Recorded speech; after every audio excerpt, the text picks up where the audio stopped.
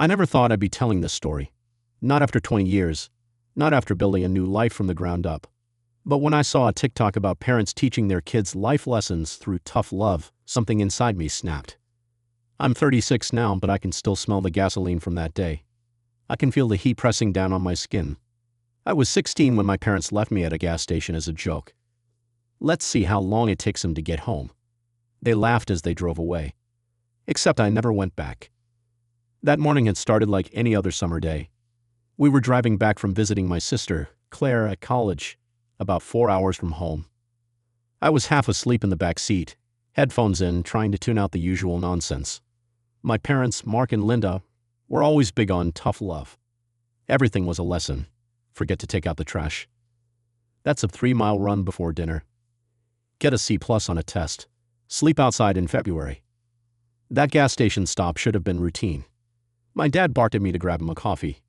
I took his crumpled cash, dragged myself inside, and waited as the ancient machine sputtered to life. When I came back out, the car was gone. At first, I thought they had just moved to another pump. Then I saw our old Camry pulling onto the highway. My phone buzzed. A text from Mom. Let's see how long it takes you to get home.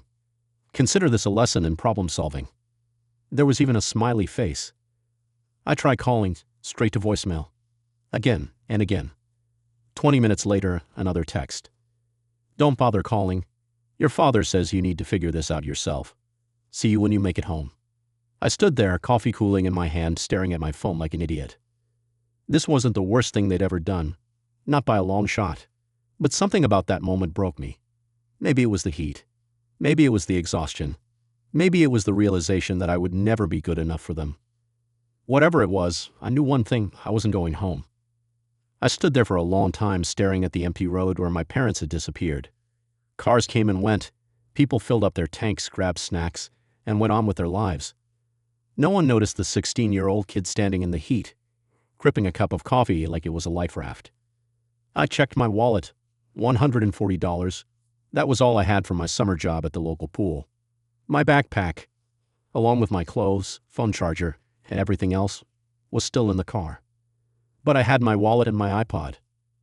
I took a deep breath and turned back toward the station. The cashier, a tired-looking guy in his 60s, glanced up as I walked in. You okay, kid? Yeah. My voice was steadier than I expected. Where's the nearest bus station? He squinted at me like he was trying to figure out if I was running away from something. Maybe he saw something in my face. Maybe he just didn't care. Either way, he pointed down the road. About 2 miles that way. I nodded. Thanks. I pulled out my phone. One person in my life might actually help me. My mom's sister, Aunt Laura. My parents had cut her off years ago, called her a bad influence. Why? Because when they took my phone away as punishment, she bought me a cheap burner so I could call her if I needed anything. That was all it took for them to label her an enabler. I dialed her number. She picked up on the second ring. Ethan. They left me. My voice cracked. At a gas station. A long silence. Then, where are you? I told her. She swore under her breath. Stay put. I'm getting you a bus ticket. Do you have money for a cab? Yeah. Good. I'll text you the details. Just get to the station, okay? I'll handle the rest. I don't remember much of the walk. The heat pressed down on me, the asphalt shimmering under the sun. My phone kept buzzing, texts from my mom. Don't you dare call Laura. You better be walking home, young man. Your father is very disappointed. I blocked their numbers. Then I turned off my phone. The bus station was small, barely more than a bench and a ticket counter. A guy in a rusted-out cab dropped me off, and I handed him a 20. When I walked inside, the attendant was already holding a ticket. Paid for online, he said. Your bus leaves in 10 minutes. I sat on the bench, staring at the ticket in my hands. I wasn't scared. I wasn't sad. I was just done. And for the first time in my life, I was making my own choice. I wasn't going home. The bus ride was 6 hours long. I spent most of it staring out the window, watching fields and towns blur past. The other passengers were mostly older. People heading home, people running away. I wondered which one I was. At some point, I fell asleep. When I woke up, it was dark outside. My iPod had died, and my stomach ached from hunger. The bus pulled into the station just after midnight. I stepped off, stretching my stiff legs. Aunt Laura was waiting for me. She looked just like I remembered. Dark hair pulled back, sharp blue eyes that missed nothing. She hugged me. Tight. "Come on, kid," she said. "Let's get you home." I followed her to the car. As we drove, she didn't ask questions, didn't demand explanations. She just turned on the radio and let me sit in silence. When we reached her house, a small, cozy place with a porch swing, she finally spoke. "You don't have to go back." I swallowed. What if they try to make me? Her jaw tightened. Let them try. That night, I slept in a real bed, under real blankets, without fear. And for the first time in 16 years, I felt safe. The next morning, I woke up to the smell of coffee and bacon. For a moment, I forgot where I was. The bed was too soft, the air too still. Then it hit me. I wasn't home. I was at Aunt Laura's, and I wasn't going back. I pulled on a clean shirt from the pile of clothes she'd left for me. When I walked into the kitchen, she was standing by the stove, flipping pancakes like it was just another day. "Morning, kid." She didn't turn around. "Hope you like pancakes." I sat at the table. "I do." She glanced at me over her shoulder. "Good, eat up." We didn't talk much as we ate. I kept waiting for the questions. What happened? What did they say? But Laura didn't push. She just let me eat in peace. Finally, as she poured herself another cup of coffee, she said, "You gonna tell me what happened, or do I have to guess?" I hesitated. Then I told her everything. How my parents had driven off, how I'd called her, how I'd walked 2 miles to the bus station, how they'd been controlling my entire life, monitoring my texts, deciding who I could be friends with, punishing me for every small mistake, how they had always made me feel like I wasn't enough. When I finished, Laura exhaled slowly. "They always were like that," she murmured. "Even when we were kids. Controlling. Judgmental. But I didn't think they'd go this far." I stared at my plate. "Do you think they'll come for me?" Her fingers tightened around her mug. "Probably." My stomach twisted. "Then what do I do?" "You let me handle it." I looked up. "What?" Laura leaned forward, her eyes sharp. "You're 16. They still have legal control over you. But there are ways around that. We'll figure it out." A lump formed in my throat. "You're not gonna send me back." She scoffed. "Kid, I haven't seen my sister in years for a reason. I'm not about to throw you to the wolves." Something inside me cracked. Relief, maybe. Or something close to it. For the first time in years, I believed someone was actually on my side. 2 days passed. They were the best 2 days of my life. Laura let me sleep in. She let me choose what I wanted for dinner. She let me breathe. But on the third morning, the past came knocking. I was sitting on the couch, flipping through TV channels, when Laura's phone rang. She picked it up without looking at the screen. "Hello?" A pause. Then her face darkened. "Yeah, he's here." My stomach clenched. I knew who it was before she even said it. She put the call on speaker. "Ethan," my mother's voice snapped through the phone. "Come home, right now." I swallowed hard. "No." Silence. Then my father spoke. "We are your parents," he said coldly. "You don't get to make this decision." Laura leaned against the counter, arms crossed. "Actually, he does." "This is none of your business, Laura," my mother hissed. "Give him the phone." "No." A sharp inhale. "He's our son."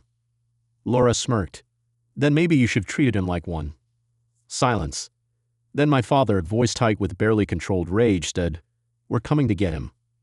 Laura's expression didn't change. "Try it. I dare you." She ended the call. The room was dead quiet. My heart pounded. "What now?" I asked. She took a deep breath. "Now we prepare for war." The next few days were a blur. Laura contacted a lawyer. She pulled up state laws on emancipation. She made calls, sent emails, talked to people she trusted. Meanwhile, I kept waiting for my parents to show up. Every time a car slowed down outside, my stomach clenched. Every time the phone rang, I tensed. But they didn't come. Not yet.